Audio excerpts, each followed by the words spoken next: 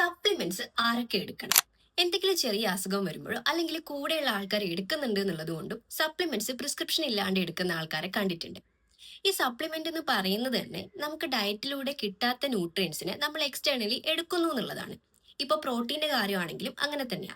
ഇപ്പോൾ daily protein needs ഫുഡിലൂടെ meet ചെയ്യാൻ പറ്റുന്ന ഒരാളാണെങ്കിൽ ഒരിക്കലും ഒരു സപ്ലിമെന്റിന്റെ ആവശ്യമില്ല.